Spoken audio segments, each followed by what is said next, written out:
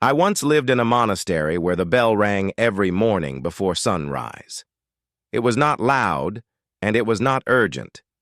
Yet everyone heard it, not because it demanded attention, but because we had trained ourselves to listen. Most people believe they fail because they lack talent, luck, or opportunity. After many years of silence and observation, I have learned something different. People fail because their attention is divided. When your mind is pulled in 10 directions, your life moves in none. Let me tell you a story. A young man once came to the monastery and said, "Master, I want to achieve great things, but my mind never stays still."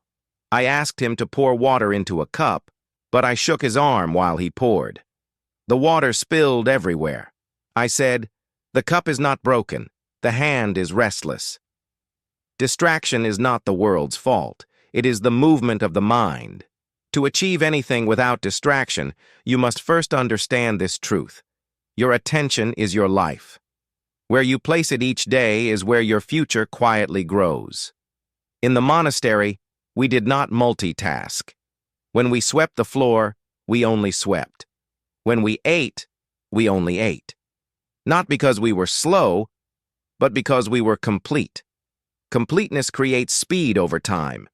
You may think distraction comes from your phone, your work, or other people, but distraction truly comes from an inner fear, the fear of being alone with your thoughts.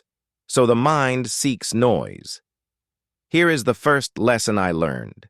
Clarity begins with subtraction. You do not need to add more discipline. You need to remove what divides you.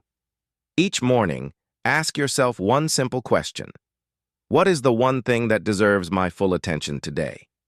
Not 5 things, not 10. 1. When I was a novice monk, I struggled during meditation. My thoughts ran like wild horses. I complained to my teacher. He smiled and said, "You are not here to stop the horses. You are here to stop chasing them." Distraction loses power when you stop reacting to it. The second lesson is this. Create sacred space for focus. In the monastery, certain hours were protected. No conversation, no noise, no interruption. Your life also needs protected time, not for productivity, but for presence. Even 1 hour a day of undivided attention can change everything. Great work is not done by force.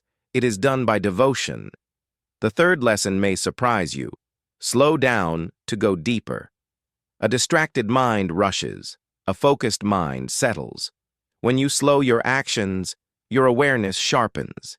You begin to notice what matters and what does not. Most distractions disappear when they are no longer fed with urgency. Finally, remember this. Achievement without mindfulness is empty. But mindfulness applied consistently becomes achievement.